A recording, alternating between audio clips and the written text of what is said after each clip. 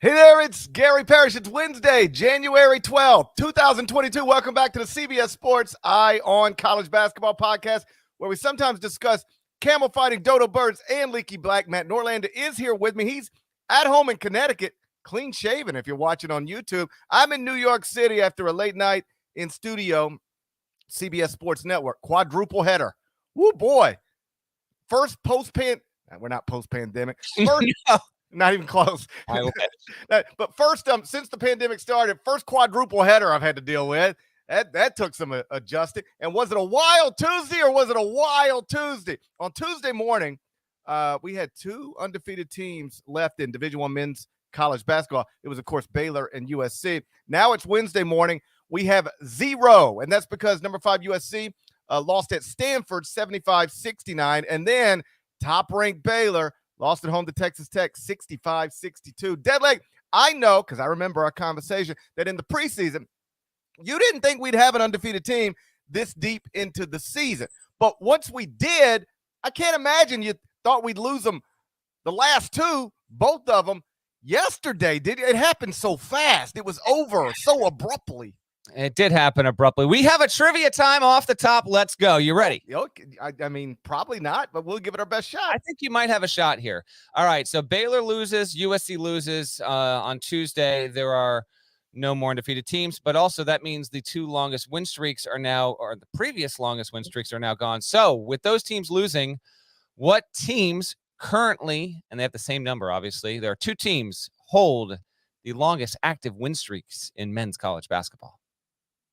I'll go Auburn for one. Auburn is one of them. And that's a 12-game winning streak. Oh, we'll get to that in a second. We will. And who has the second longest winning streak? I haven't checked your top 25-1. I am prone to believe that you have not put this team in your top 25-1, but I would think that you have considered them. Is it Texas A&M? It is not Texas A&M. As the former in-person MC pre-pandemic of A10 Media Day. Davidson, Wildcats. Davidson. You do not have Davidson ranked, right? No, but I have considered it. That's Bob McKillop's Davidson Wildcats, led by Foster Lawyer. Correct. Who didn't play so well Tuesday night, but entering that game was shooting 52% from three, averaging 16 points per game after 3 years as a role player at Michigan State. Yeah, weirdly enough, and we'll get to Baylor in probably about 17 seconds here. We had a dribble handoff on Tuesday where you highlighted Foster Lawyer. Coincidentally enough, I had a small thing planned in the court report about Foster Lawyer, but I was like, GP took care of it. So, yeah, Davidson and Auburn, both on 12-game win streaks. Those are your longest current active ones in men's college basketball. But let's start with that Baylor-Texas Tech game, GP, because, listen, great win for Tech.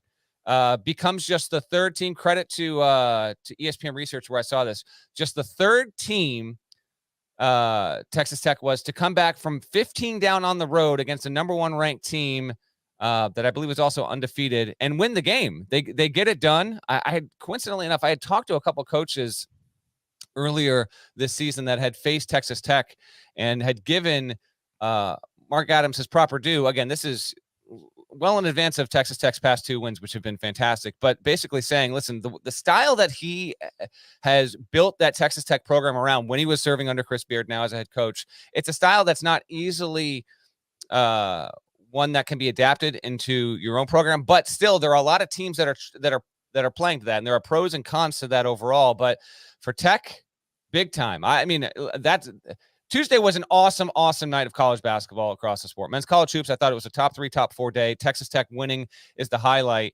And I don't know. I couldn't find this. I want to know the last time a team did, and I'm sure it's happened somewhat recently, but Texas Tech has got back-to-back wins here, GP, against top 5.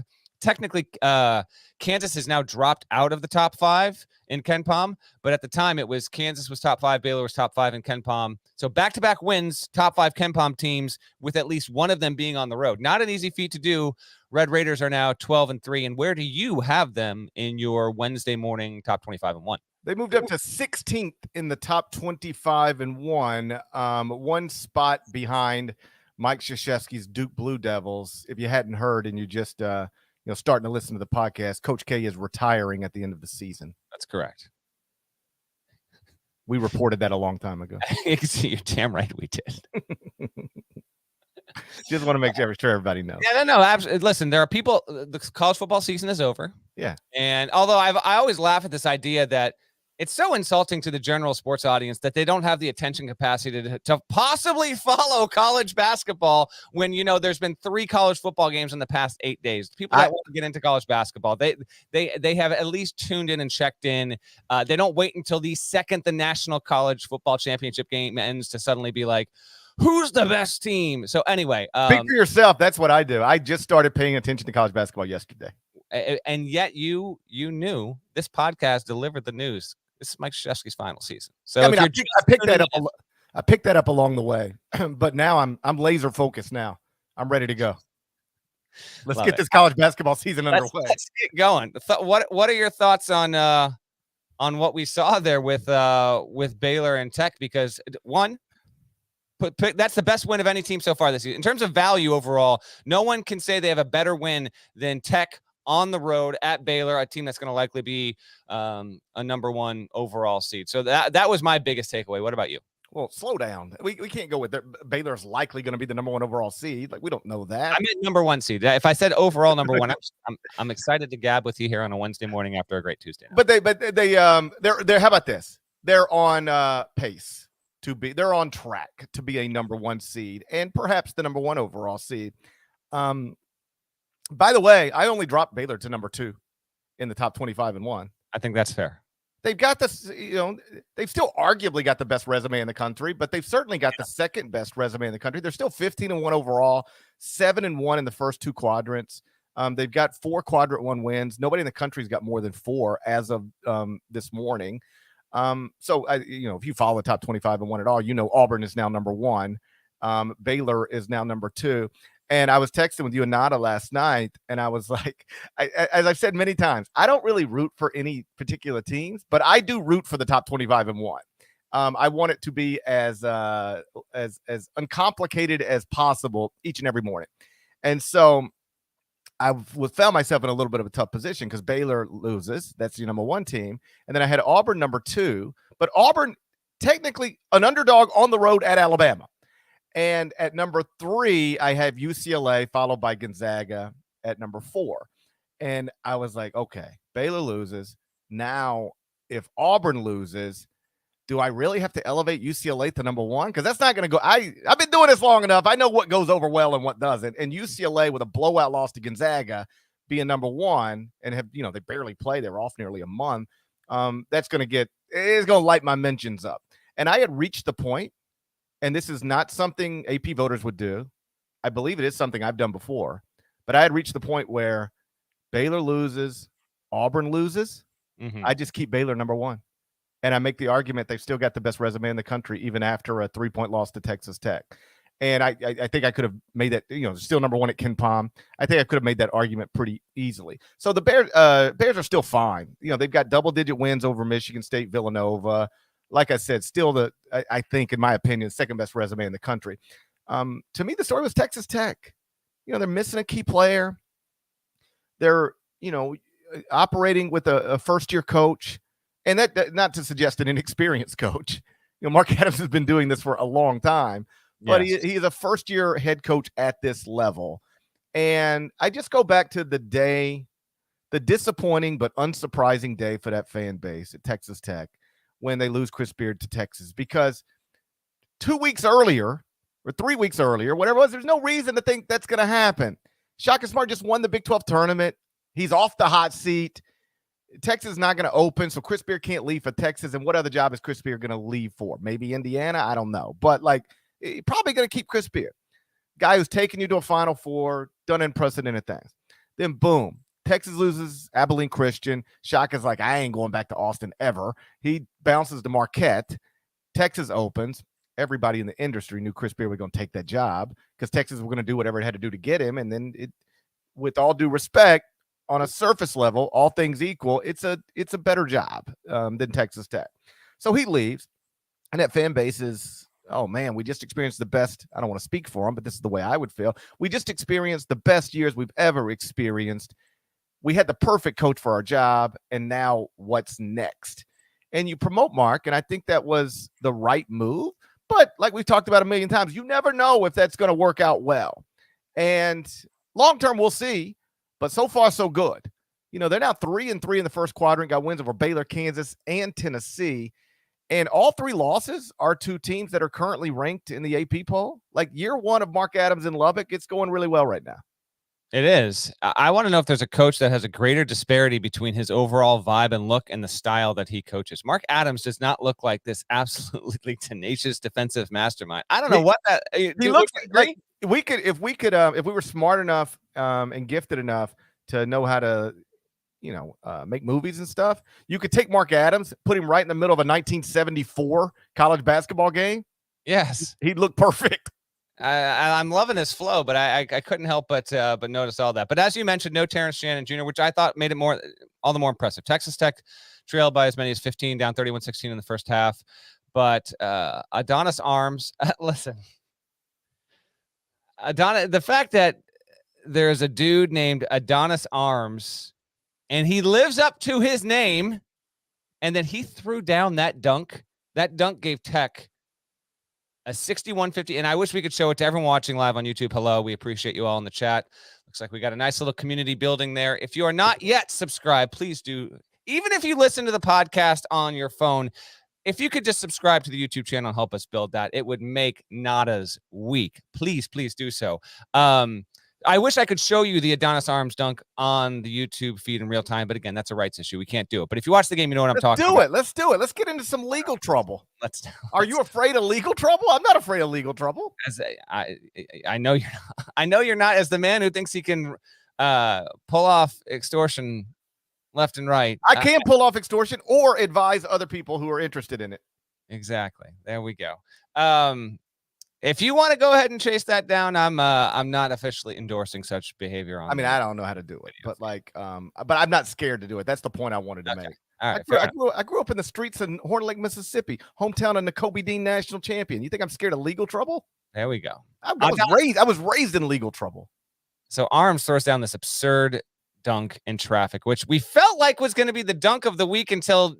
And again, we'll get to this, but Alabama's J.D. Davidson, like 2 hours later, yammed all over Walker Kessler down in Tuscaloosa. That was phenomenal. But Arms had 14 points, 9 boards, 5 assists, 2 blocks. The dude lives up to his name. I just love the fact that Adonis Arms was once a baby. Like, shouts to his parents. They named this man Adonis Arms. He was walking around as Adonis Arms when he was 2 years old. I get so mad at my parents every time something like this comes up. Every time. Like, did my parents not realize they could have named me Adonis or Arms or Zion? Like, why my parents name me Gary Parrish? I mean, I know why. It's my father's name. I'm Gary Parrish Jr. But, like, just why would you name something Gary when you could name it Zion or Adonis? And I know you did not do this with your own children. I did name my middle kid Oliver Purnell Parrish. You did. You named him after Oliver Purnell. That's correct. Right. That's a deep cut for the OGs, but yes, that's as far as I could go. My wife has a say in it. In fact, my wife had total say in it. She changed one of our kids' names while I went to get coffee on the birth certificate. That's right. What in the world? I just wish my parents would have at least considered naming me Adonis Arms Parrish. We got a commenter that says people don't realize everyone was once a baby. I think that's an accurate statement. Not that everyone was once a baby. That's factual. But I think people forget about the fact that everyone truly was once a baby. Anyway, Kevin O'Banner, Bryson Williams both had 13. Kevin McCullough looked pretty good after missing a couple of games. He had 12, 6, and 5 there. So credit Texas Tech. Second win over a number one team in program history. And it's the third time the Red Raiders in their school history have won back-to-back games against top 10 opponents. So big time stuff there. We're talking seed bump city for the Red Raiders here. And you know it. Seed bump city. This is going to wind up being a couple of wins that pay off just beautifully down the road. And for Texas Tech to kind of just really shut down Baylor. Baylor went cold down the stretch. In real time, I was waiting for Baylor to make a couple of plays that just never materialized. It was a bit odd to see that overall. But yeah, 21-game win streak is snapped for the Bears. It was the third longest in Big 12 history. Baylor had actually also won 22 straight home games. That streak is over as well. But yeah, Baylor actually, even though it only lasted for a couple of hours, Baylor was the fourth team in the past 50 years to be the reigning national champions and make it the ensuing season to be the final undefeated team. This happened with Duke in 2001, 2002. UNLV. UNLV and Duke in 91-92 also did it. So it's not common that you have the reigning champs also wind up going the deepest into the next season before taking the final loss. But Baylor, even though it was only by a margin of 3 hours, they qualify with that as well, and they take their first loss. A school record 6 consecutive wins against ranked opponents was also snapped, but Baylor's 19-4 in its last 23 games against ranked teams. One last thing on Baylor, you mentioned like they went really cold. Like it got to a point where it felt like if they couldn't get it in transition, they weren't going to get it. And on that final possession, James Akinjo was just dribbling and dribbling and dribbling. Like we're in studio watching. I'm like, yo, man, you got to shoot it or pass it because you're not getting anywhere with this. And he gives it up, gets it back, ends up taking a tough contested shot. Like he got it on the rim, but it's one of those that if it would have gone in, it would have been lucky. It wasn't a clean look. It wasn't a good look. But again, Baylor's fine. Texas Tech looks good. It's just another reminder that the Big 12 is ridiculous in terms of the quality at the top of the league and the depth of it.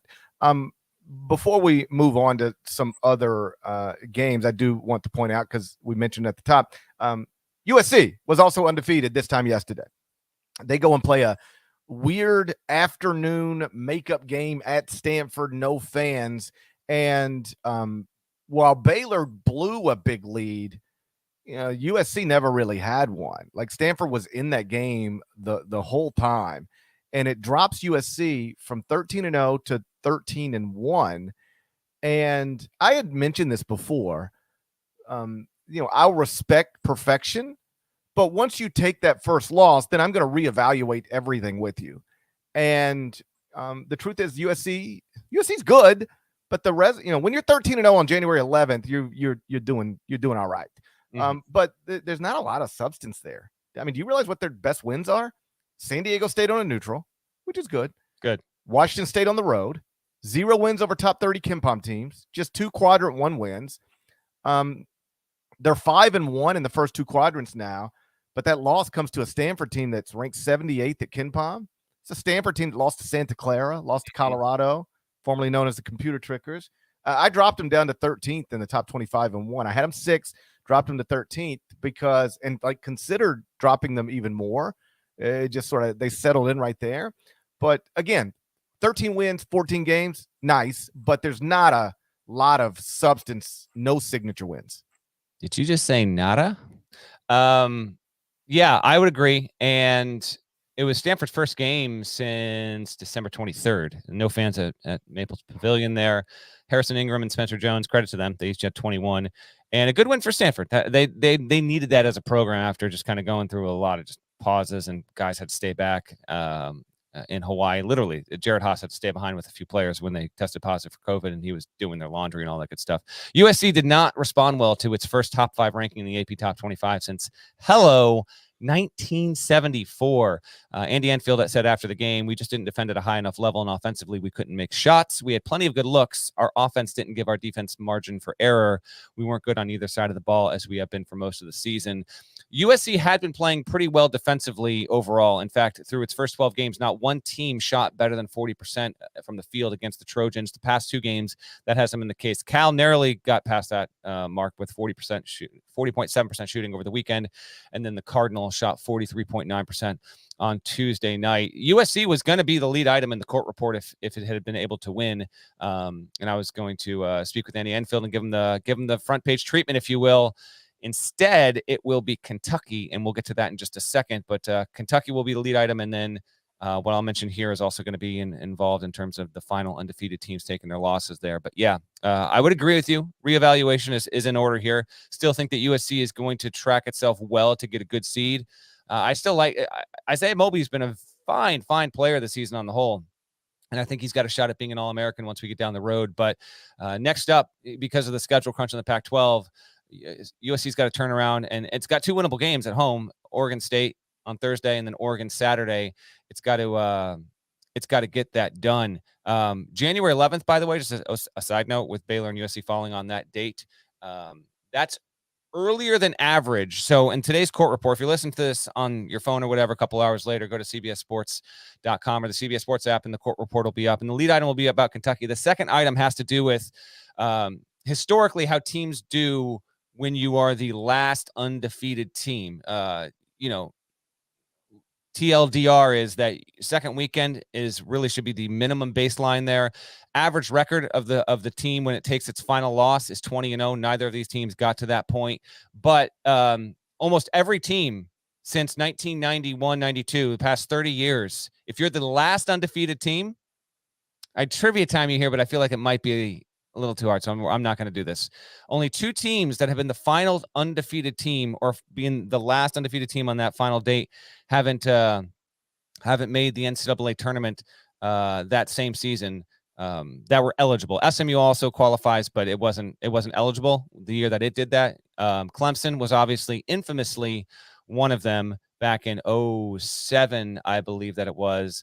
And then in 2018, Villanova was one of the final ones when it had a very, very solid season alongside the likes of Arizona State, which wound up being good that season. And then the other team that season that was undefeated late was TCU. So SMU and Clemson, TCU that season, by the way, was a 6th seed in the tournament. So SMU and Clemson are the only ones that have made it to the final date of undefeated standing and not made the tournament. So that's a good sign. Baylor, we know it's going there. USC, even if you think they were a little fraudulent because of the record, I still think it's gonna get there with plenty of ease. But there'll be a whole data deep dive in Wednesday's court report about all that kind of stuff. I always get interested in what the pattern suggests there.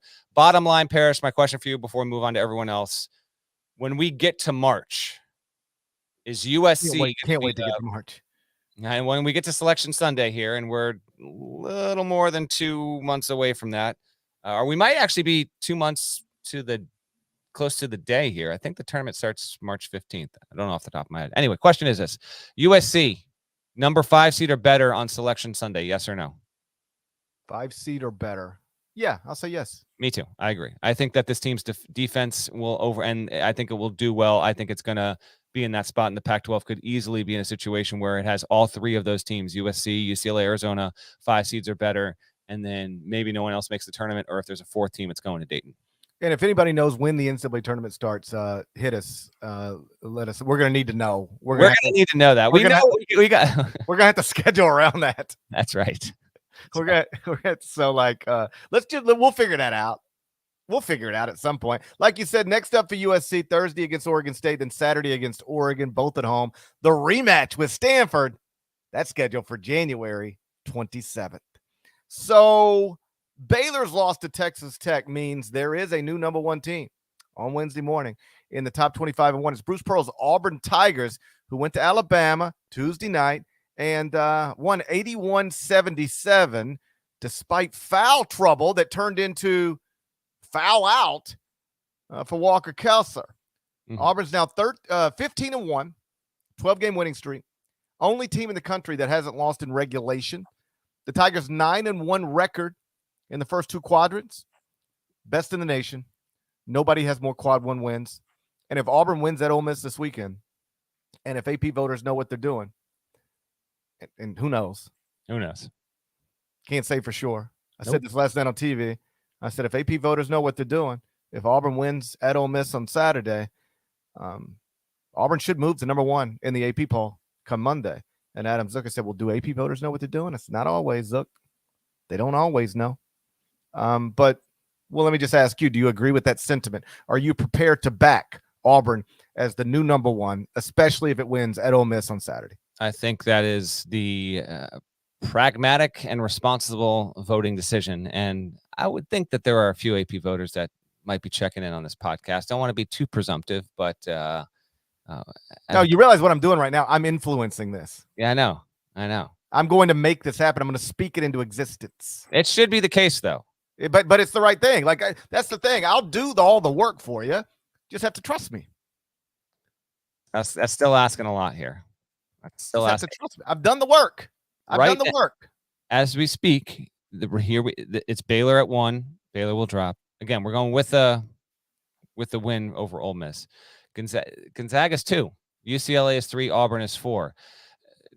Historical voting behavior suggests that's just not going to be the case. Gonzaga has a game at home against BYU on Thursday and then is at Santa Clara on Saturday. It's conceivable the Zags could take a loss. So if that happens, it's going to make it easier. And then UCLA, which has played like 6 games this season. Finally, the Bruins are getting back into the swing. It has home games against Oregon and Oregon State this weekend.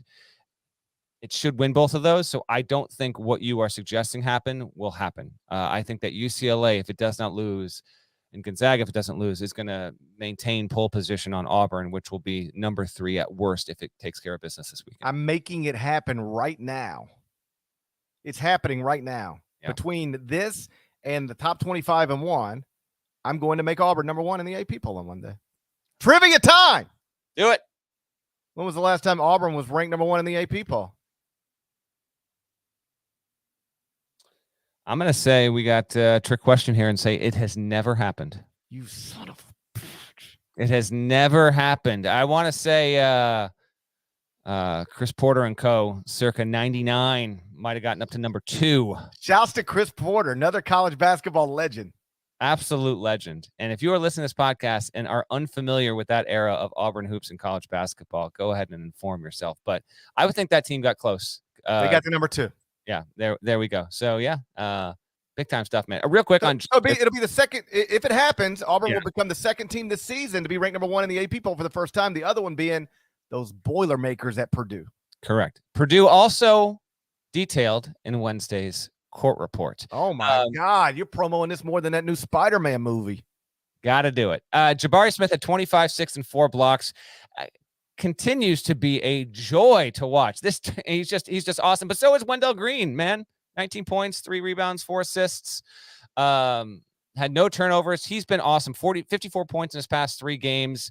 And to me, tell me if you agree with this. I thought about this last night as I was watching this game. I almost feel like what Auburn is doing, like right now in college basketball, this was Bama a year ago. What Alabama was to men's college basketball in the 2020-2021 season, where it was fun, a little bit surprising, a high-flying team, must-watch team out of the SEC, kind of, just screaming toward a high seed, had to watch them. That's kind of become what Auburn is, in my opinion. It's top 5 level kind of team, NBA lottery talent on the floor, maybe a little bit erratic, but would you agree? It kind of feels like they're tracking towards similar storylines. That's all. I would take it a step further and say that what Auburn's doing right now would have been like if Kevin Durant's Texas team was the best team in the country. Like, we don't always have the number among the players who are projected. And this is growing, by the way. Like, a lot of people are starting to flip from Paulo and Chet to I'm not there yet, by the way. Jabari Smith. I mentioned this last night. I've been Paulo the whole way.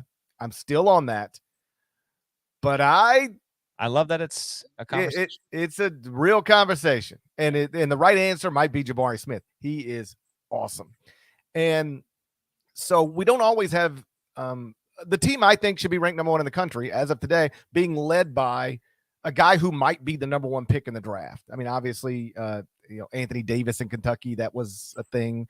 Karl Anthony Towns in Kentucky, that was a thing. But this is developing into a really cool story. And like it's coming just a few years, but with a totally different roster after Bruce Pearl took Auburn to the Final Four. Like, yes. I know that it's, been laced with some, they had a IARP case and, some people like to, I get it, but take that, set it over here for a second, if you can. And Bruce Pearl is a magician at Auburn getting this done again. And like Jabari Smith is awesome. Walker Kessler, former 5-star recruit, but not all these guys are playing in the NBA. Wendell Green's a transfer. He's really put together a nice roster, and for them to go to Alabama, beat a rival, and what a rough 2 days for Alabama. Lose to Georgia in football, lose to Auburn in basketball. Mm-hmm. To go there, win that, when you get almost nothing from Kessler because he picked up 2 fouls in the first 3 minutes, and to Bruce's credit, didn't auto bench him, played some more in the first half, but only played 12 minutes before he fouled out. 2 points, 2 rebounds. I mean, Walker Kessler has been their second best player consistently over the past few weeks. You get nothing from him, and you still go win at Alabama. That's big time stuff. Auburn is, needless to say, a national championship contender, and the fact that they're being led by a one and done freshman who might be picked number one. It's a pretty awesome story. If Auburn maintains this pace, we'll wind up talking a bit more about, or at least referencing that team that made the Final Four in 2019, that did it, from the 5 line. It did it in surprising fashion. And then, oh, by the way, came extremely close to beating Virginia in the Final Four there. But the idea that Bruce Pearl can get Auburn to potentially to 2 Final Fours in a 4-season span is just, it's incredible. And Wendell Green, yes, Eastern Kentucky, stand the hell up, because that's where he played a season ago, and he's been great. It is more than just Smith and Kessler and even Green.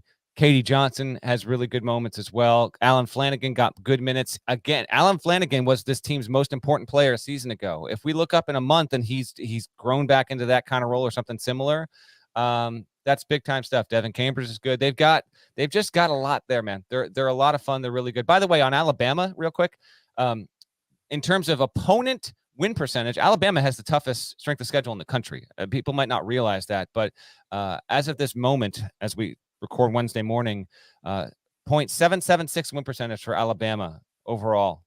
That's ahead of Ohio State at 2, Oklahoma State at 3. This is entire schedule, not just conference. Kansas and then Wisconsin. Those are your top 5. And in terms of KenPom and how it ranks strength of schedule overall strength of schedule, Alabama sits at number 2 behind Prairie View A&M, which loaded up on bye games. So that really tells you something. Villanova is actually 3 and Ohio State is 5. So if you're kind of looking to grade on a curve and see what teams have done well versus the schedule they've played, it's why Alabama still rates well in predictive metrics. It's the best 5-loss team in the country, and no one can argue otherwise there, but it has dropped a couple of games. It's 2-2. It will have a road test against Mississippi State on Saturday. That is no gimme there. I think there's a chance that Alabama could wind up just getting tossed into a 4-line or a 5-line because of its loss volume by the end of the season. But I could easily see this team being a trendy pick to make it a second weekend run, a deep run in the tournament because of how much talent's there. I mean, J.D. Davidson's he's ridiculous, man. And Shackelford shows you a lot of flashes in every game. Quinterly didn't have a good game, obviously. Noah Gurley's a bit inconsistent, but he still shows it. They just didn't quite have a good fight down the stretch, but Auburn built up enough of a lead to stave it off, and good on the Tigers there, because they look like probably the best team in the SEC, but there obviously can be a real case to be made for Kentucky and LSU, as we've mentioned before, and we'll continue to talk. The SEC in the top half, that top third of the league, is really good, really fun, and is must watch on practically a nightly basis. It got a little goofy for Alabama in the final minute. Like Quinterly had that wide open 3 from the corner when they were down 3 and just didn't take it. And I know some people were like, well, closed. Yes, somebody closed out, but he had plenty of time to get that shot off. Just didn't take it. And he and Shackelford were combined 8 of 33 from the field. Hard to beat a good team doing that.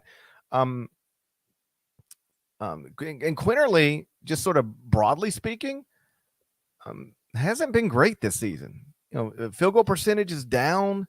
He's only shooting 25.3% from 3 after shooting 43.3% from 3 last season. That's why he was the preseason SEC Player of the Year. He's taking more threes than he took last season, but making fewer threes than he made last season per game. And I thought what we've been talking about with Alabama for several weeks now, it showed up again on Tuesday night. One of the points I've consistently made is that Alabama is still playing more or less the same style of basketball. But the problem is they don't shoot it as well from 3 this season as they did last season. They don't guard anywhere close to the way they guarded this season. And so what that does is, because of the style of play, if you're going to launch, 46% of your field goal attempts from 3 and play, relatively fast, if you make them, you're going to be able to beat anybody. And they've beaten good teams, Gonzaga, Houston. But if you don't make them, given that they don't guard, you can lose to anybody. Iona, Missouri, Memphis. And so what happened last night? Auburn shot 44.8% from the field against them. That's not great, but it's pretty good. And Alabama shot 22.6% from 3. So what happened? They couldn't guard them. They couldn't make shots. They take another loss. I agree with you. They're the best 5-loss team in the country, but I didn't think on January 12th, Alabama would already have 5 losses, though the schedule has been challenging. Elsewhere on a busy Tuesday, Kansas barely got past Iowa State, 62-61. Loyola Chicago needed double OT to get rid of Valpo. That would have been a quad 4 loss, but they go on it. Miami's 9-game winning streak was snapped at Florida State. Oscar Tshiebwe went big again. Kentucky's win at Vanderbilt. And Illinois, they just walked right into Pinnacle Bank, as teams sometimes do. Any thoughts on those results or anything else that we saw on Tuesday night? Illinois did just walk right into Pinnacle Bank, didn't it? It's something, man. People you know are doing what? Everyone does it. It didn't used to be this way. You know how people talk about our country? October, the last time it didn't used to be this way, my friend. You know how people sometimes talk about our country and they're like, all of the hate and the nastiness. We were a real country then. Yeah. And they say, it didn't used to be this way. It's the same way I feel about Pinnacle Bank. Pinnacle Bank is deteriorated, much like our country. Think about it. I know. Illinois. Pinnacle Bank is symbolic of our country in a lot of ways. And maybe the state of the Nebraska men's basketball program. Are you aware that Fred Hoiberg's buyout is more than $18 million? Yeah, I think he has the largest buyout of any person in poor Nebraska basketball. But who's got a bigger buyout than that we know of? That's the biggest I've ever heard for men's basketball. Like if you want to pull the trigger at the end of the season, if I remember correctly, at the time that it happened, Memphis might have paid the biggest buyout in college basketball history to get rid of Tubby Smith, a little more than $10 million. And so Fred at $18 million that's obviously bigger than that. Nebraska's in a tough spot. They got a football coach they don't know what to do with, and a basketball coach that, listen, I like Fred Hoiberg, and what he did at Iowa State was amazing, but it's not going well at Nebraska. We can acknowledge that. Yeah, not going well. Don't need to harp on it. Illinois is 5-0 in Big Ten play for the first time in 17 years. 2005, it started the league play 15-0 back then. Still no Andre Curbelo back yet. He has not played in a long time, apparently due to lingering effects from a concussion, but we kind of wait and see when he's going to return. Seth Davis had reported earlier this week, speaking to Brad Underwood on the record, that the anticipation he would be back in time for this game, and he's not yet. But Trent Frazier, season high 29 points. He was great. Kofi Coburn had 16 and 13. So Illinois continues to look good. It's won nine straight in Big Ten play overall, and so yeah, good win there. But let's focus on a couple of the other ones you mentioned there. Kansas, Iowa State. Roy Williams goes back, gets the treatment he deserves, and that was fantastic to see. He even wore the black.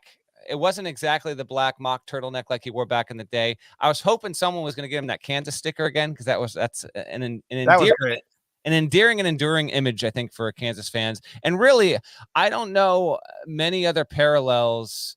And I mentioned this in Wednesday's Core Report as well. But I just don't know of many other parallels where you had a coach have sustained long-term success at a power conference program, willingly leave on his own to take another job that was lateral at worst, if not slightly improved. And there's basically no animosity like that. That break was, there was at the time. A lot of time has passed. I don't remember it being. It was not good being that bad, but Kansas fans that remember, maybe they do. Not to say that there were no hard feelings, but because he went to his alma mater, I think there might have been some anxiety around it, but I don't feel like this was a situation where it was like anything close to Cal leaving for Kentucky, Beard leaving for Texas. You can kind of name it. That might be right. I remember it being KU fans weren't thrilled, but perhaps it did fall short of Beard leaving Texas Tech for Texas and Cal leaving Memphis for Kentucky. Although, and you can't tell fans not to be bothered or to understand. But 99% of coaches in America would leave Texas Tech for Texas, and like 99% of coaches in America would leave Memphis for Kentucky. Like unless unless Memphis is your alma mater, you're probably leaving for Kentucky if Kentucky wants you, and maybe even if Memphis is your alma mater, you're probably leaving for Kentucky. And so I've always tried to like tell people you should understand they did great things at your school until they got presented with offers almost nobody would turn down. And the response to that is always, F you, Parrish. We hate those people. So you can't talk to them. No. You can't have a conversation with these people. But that was really great that was great to see. And it's kind of emblematic with that picture when Roy originally returned when he was coaching Carolina to catch Kansas and had the sticker on there. By the way, Dave McCormick definitely had a goaltend that wasn't called. Isaiah Brockington with a little left-handed scoop layup late. If that is a goaltend, we might have a different situation. It didn't go Iowa State's way. So Kansas wins. What do you want? Allen Fieldhouse, Magic, Juju, whatever. 5 on 8. However, if you're an Iowa State fan that's a bit bitter, I understand that. But again, I still maintain this is a legit team. This was a great. They are legit. They're totally legit. Battle, GP. Both teams played really, really well in defensive end. Abaji bails out. McCormick didn't even have a good game. Ochai Abaji's it feels like almost all of his games he's scoring north of 20 a night here, and he played well. But Iowa State takes a tough loss on the road in league play against a really good Kansas team. And again, at a certain point, you're going to want to get above 500 in the league. I get that, completely reasonable for Iowa State, but playing Kansas and you played them tight. You just feel encouraged by that. So I don't know if you have any other thoughts. Yeah, well, we were obviously discussing this game last night, and it was noted that Iowa State's now, I guess, 1-3 in the Big 12, and I was like, yeah, but like the 1-3 deserves some context. I mean, they are in the middle of a stretch of games where they're playing 6 straight quadrant 1 games, and so the losses are to Baylor. I mean, Baylor's blown out Villanova and Michigan State, and Iowa State played them to 5 points. The loss at Oklahoma, I didn't love that one, but whatever, you I absolutely loved it. Yeah, you love that one. That's not a great one. Double-digit loss at Oklahoma, but Oklahoma's not bad. Top 35 at KenPom, and then you lose at Kansas by a point. I know Kansas didn't have Remy Martin, but still it's Kansas, it's Allen Fieldhouse. And then you in this stretch, you did beat Texas Tech, the Texas Tech team that just beat Baylor. Mm-hmm. So you can discuss Iowa State a few different ways. 1-3 in the Big 12. Are they falling apart? Or 4-3 in quadrant 1 with no losses outside of the first quadrant. Still a great resume. Still one of the best resumes in the country. I think this slow start to the Big 12, it doesn't invalidate Iowa State or expose them. It just what you name the team and tell me who's doing better than 1-3 in these past 4 games. You can name some, but there ain't a lot of them.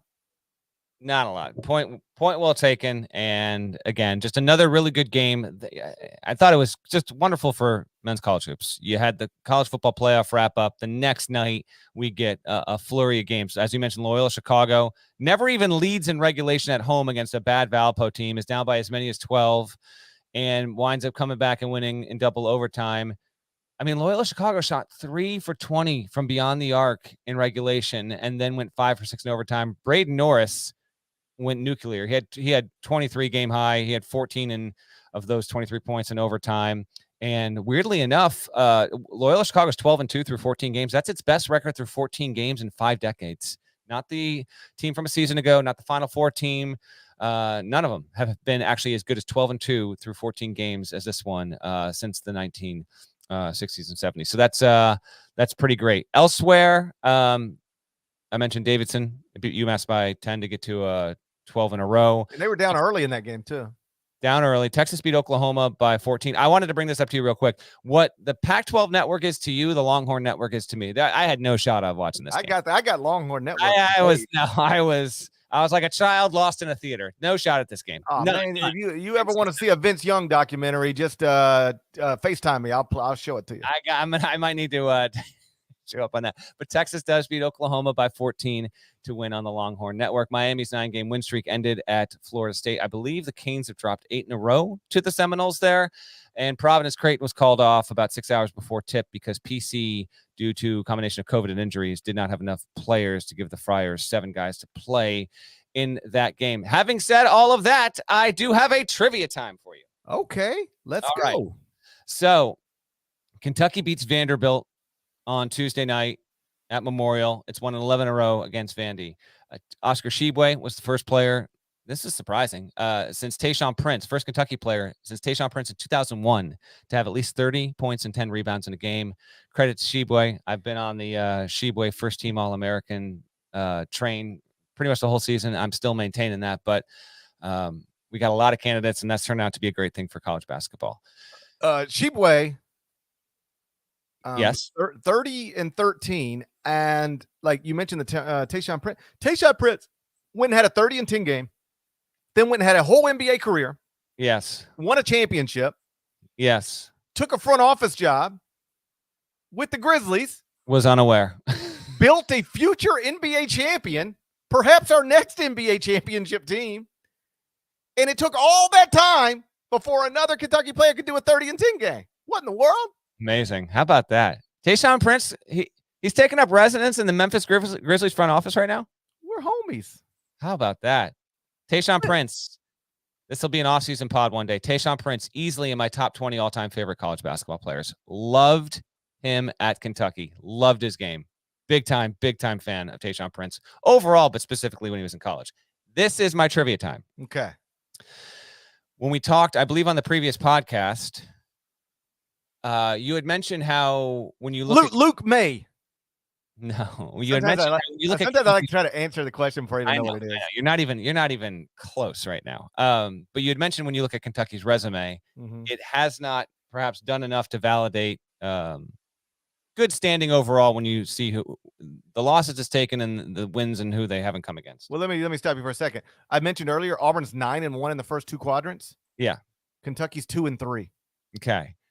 There is some indication though that this Kentucky team might be better than you might be leading on. So I don't doubt they're better than their resume suggests, but the resume suggests what it suggests. So Kentucky does have 3 losses at this point. And the losses have come all close. I'm getting a call. I got to cancel this thing. There we go. Thought we were going to figure that out. Absolutely. I'll be getting alerts. I'll be getting alerts from YouTube. Infuriating that this person called me. Knows not to call me. I'll be getting alerts from YouTube before you figure out how to get your phone off of your computer. But to your point, it drives me crazy when people call me when, like, I've been doing a radio show from 4 to 6 for 13 years. Why would you call me at 4:14? Like, I get it. Like, somebody who doesn't live in the area or their Eastern time zone, and they just, they're not consumed with my life. I got that. I'm mostly talking about people I'm related to, perhaps people I both had premarital and postmarital sex with. Why are you calling me at 4:14? Or this one on Monday morning. Hey, so what are you doing today? What am I doing today? Recording a radio show, flying to New York. Same thing I do every Monday. What are we talking about? What are we doing today? And then she accurately pointed out, it's the dumbest pandemic of our lifetimes. You never know, things change. And I said, you know what, sweetheart? If things change, I'll tell you. But if I don't, just assume I'm doing what I do every Monday. And please don't call it 4:14. There we go. Maybe it was a mini scoop, but whatever. We're podcasting. Okay. Kentucky's losses. First, I don't know what's going on in this chat. Someone says Norlander's vape dealer calling. I don't even know where that came from. Do you have a vape dealer? Norlander fact. Never smoked vaped cigarette ever in my life. How about that? Yeah, never. Good for Not you. once. Anything else you want to brag about? Cigars. It's not brag. I'm just saying that I don't know why people think I got a vape dealer going. Anyway, Kentucky's losses. This is the longest wind up to a trivia time ever. No, I apologize. It's lost to Duke, Notre Dame, LSU, those are all single-digit losses, but they are all, Duke is a reasonable loss. Notre Dame on the road, we'll see. Didn't play well. LSU obviously turning toward being a high seed in the tournament. Are you aware of the fact? What's the trivia time? We screwed that up. Are you aware that every single Kentucky win has been by double digits? So when they're winning, it's a no doubt about it kind of situation to this point. No doubt. Should have tried that approach at Notre Dame. It should have tried. Kentucky is winning its games by an average of more than 26 points. So when it wins, it's killing it. It's the only Kentucky team in the past 20 plus years to have every single one of its first 10 plus wins, and now it's at 13. The only one. The Anthony Davis team didn't do it. The Karl-Anthony Towns team didn't do it. No other team has ever won in the past 20 years every single one of its first 10 games, and now it's up to 13 with this team by at least double digits. Trivia time. Okay. Yes. One team in the past 20 years at Kentucky had all but one of its games be double-digit wins in its first 10-plus victories. One. Yeah, 2010, John Wall. Incorrect. Okay. Incorrect. It was not the John Wall team. Should have been. Was not, and I've already told you, it's not the 38-1 team. It's not the 2012 championship winning team. Okay. Well, then this is easy. It is. Okay. Yeah. Well, this is going to be, you said the past 20 years? Within the past 20 years. Could be 2 years ago, could be 20 years ago. So that takes us back to Tubby Smith era.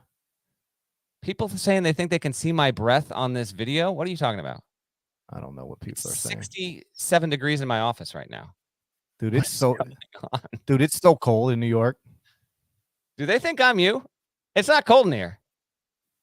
I'm by this big window. It's by this reflection of the screen. That's what. Okay. People out of your minds. Anyway, I'm by this big window behind me, and it's so cold outside. I had to put socks on to keep my little feet warm. It's frigid. Maybe you're the one who's vaping. I don't know what's going on. I don't travel with that. Okay. Are you crazy? What Kentucky team? Oh yeah. Only one game decided by single digits in its first 13 victories. I'm gonna come up with a weird answer that's probably wrong, but also weird. Billy Gillespie's first Kentucky team. Not even close. I'll give you it. The second Cal Kentucky team that made the Final Four, Brandon Knight, Terrence Jones, DeAndre Liggins, Darius Miller, and of course that was the Jorts team. Josh Harrelson lost to UConn in the Final Four, but beat the best team in the country, Ohio State, in the Sweet 16 that season. Weirdly enough, it was that team. Not easily guessable, but yeah. So point is, this Kentucky team, when it wins big. And I think that is a good sign. And its losses have all been reasonable. It did not play well at Notre Dame, but it was a road loss, and Kentucky was aberrationally terrible from beyond the arc there. So Kentucky wins easily at Vandy yet again. And just I think there's some indications here that Kentucky might be going forward what we thought it would be in the preseason. Then we kind of got knocked askew, and that is top 5, top 7, top 8 level kind of team there. We just need to see more evidence of that in beating high level teams. All right, let's look ahead to Wednesday and Thursday because I've got to try to get a nap in. Look at me. I'm so tired. Yeah, I see. Wednesday night, Villanova at Xavier. Duke at Wake Forest. Blue Devils only 5-point favorites. Wake Forest. Yeah. LSU at Florida. And then on Thursday night, Ohio State at Wisconsin. 2 Player of the Year candidates in E.J. Liddell and Johnny Davis. Mm-hmm. BYU at Gonzaga Thursday night. Colorado at Arizona on Thursday night. So the next 2 nights are a little lighter than Tuesday night, but still some interesting matchups on tap. As always, we'll see if they get play. Did you mention Memphis UCF? No. Well, I will because that's a spot that Memphis needs to win there. And then Minnesota plays at Michigan State. Michigan State done well for itself. Those are both Wednesday night games. But yes, the big ones for me are Duke Wake Wednesday. I want to see Nova Xavier. I want to see how Xavier looks in that spot for sure. BYU Gonzaga, Ohio State Wisconsin. You can toss in Indiana Iowa on Thursday as well. So we've got a good couple of next nights worth of games. Before we get out of here, this is not college. This is NBA related. I have to mention this. I almost was in tears laughing at Devin Booker getting pissed off at that Toronto Raptors mascot. You saw that, right? I've seen Devin Booker talking about it, and I saw where he said we're homies now, it's all good. But I don't think I've seen the actual incident per So se. it's Suns at Raptors Tuesday night. Toronto's not allowing any fans into this to the building, and so the mascot is doing what the mascot does. Booker's at the line. First of all, you got to see it in sequential order. Who's it? Worldwide Wob. He shares the clip on Twitter. Rob Perez. Yeah, Rob Perez. He shares Booker getting pissed and like complaining, and there's like no one in the stands, and you're wondering, like, you don't see the mascot first, and so then you see he's the thing that Booker is all upset about is a fake dinosaur in a magenta colored costume, and then the officials send this guy to the corner to go and sit down, and then they show the replay, and there's no one in the stands, and the mascot is waiting for Booker to wind up to take the foul shot, and he's just waving his arms, flailing his limbs, jumping everywhere, going crazy, as he would normally be doing if the building was full. And so Booker is complaining. I'm Team Raptor here. It was so funny. It was the fun. I hadn't laughed that hard in a long time. And then they had the big inflatable one that's like, well, that's the part I saw. They were asking Devin Booker, was it the inflatable one? And he was like, no, it was the real Raptor. The real Raptor. It was the real dinosaur that, oh gosh, it was. But the idea that Devin Booker is just this angry at this Toronto Raptor mascot who's just doing what they're supposed to do. It's kind of weird to have mascots with no fans, though, right? I know, but the fan capacity situation should have no bearing on the behavioral allowance of team mascots at these games. And by the way, Booker made the foul shot. It was so good. It was so good. I had to bring it up because I didn't know if I knew you were in studio, so I don't know if you saw it, but like, it is the baseline angle of this after when you see what Booker's angry about, and then you see the second angle of it, of what this mascot's doing, just trying to do his job, man. Just incredible stuff. Like, I know everyone wants to talk about how awesome Ja Morant is. That's fine. I want to talk about the Raptor mascot. That's all I want to talk about. Is the Toronto Raptor mascot and his beef with Booker. And I'm not believing Booker's word. They're not good. I can't wait for the rematch, which probably won't happen till next year because they're not even in the same conference. Did you see Ja Morant go into the crowd? I did not see Ja Morant go into the crowd. No. So Grizzlies got 9-game winning streak heading into last night, longest active winning streak in the NBA. Warriors in town. Steph, Clay, it's awesome. Late game situation. Grizz are up, trying to put the game away. Ja gets to the rim because he always gets to the rim. Foul and one. And he just keeps walking. He gets pushed in the back. That's the foul. And his momentum carries him through the baseline. He just keeps walking into the crowd. And you see these two little kids. And they're maybe like 3 or 4 rows up as you start walking up the arena behind the goal. And they're like reaching out, wanting 5. But they're wearing Steph Curry jerseys. So Ja Morant stares them down. Go find this. Stares down 2 8-year-olds. Oh, I love it. And says, this is my house. We're in Memphis. So in the post game, he's asked about it. And he says, I swear this is my favorite quote. Because it's my favorite quote. He said, somebody asked him, so what happened with you and those 2 kids? You were staring down after the and one. And you know what he said? They were in Warriors jerseys. That's disrespectful. I love it. He said, we're in Memphis. That's disrespectful. He said, but like, I apologize to the kids. I shouldn't be doing that. But in that moment, bro, take your jersey off. He said, in fact, somebody get their information. I'll send them a Ja Morant jersey. So he's going to send them a Ja Morant jersey, and hopefully next time we get to see them behind the goal, they'll be properly dressed to be inside FedEx Forum, which has become undeniably the biggest home court advantage in professional basketball. There we go. And the Grizzlies are going to be your 2022 world champions. We'll see about that. 2024 world champions. That's coming. Very well might be. Shouts to Devin Downey. Shouts to Chester, South Carolina. Shouts to Nelson Haggerty, the legend. Shouts to Larnell. Thank you guys once again for listening to Eye on College Basketball Podcast, in the middle of the dumbest pandemic of my lifetime. What's going on out there? You know? Gotta go test here in a minute, dead leg. Wish me luck. I feel good. I'm symptom free. You made it to New York. I made it here. Now I gotta see if I can make it back. So it's a gamble every week, man. It's a gamble every week. A wild pandemic. What in the world happening? If you're not subscribed, please go subscribe anywhere you subscribe to podcasts, including Apple Podcasts and Spotify. You can leave 5-star reviews at either place. You should. Write some nice words over at Apple Podcast. There's more of us than there are of them. Don't ever forget that. Don't let them shame you. There's more of us than there are of them. If you're not subscribed to the YouTube channel, seriously, Deadleg pointed this out. Go do that. Disrespectful not to have done that by now. I know lots of you have. We appreciate it. Lots of you haven't. You should. Go subscribe to the YouTube channel. Hit that bell button so you get alerts.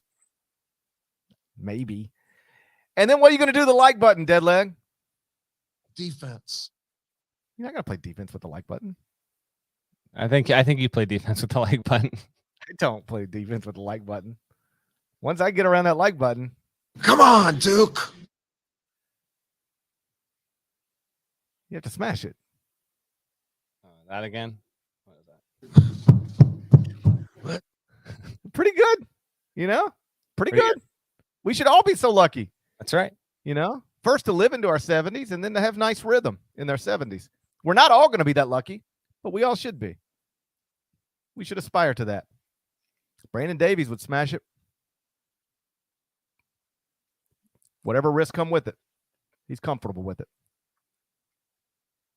We're going to talk to you again Friday morning. That's the plan. Looking forward to it already. Till then, take care.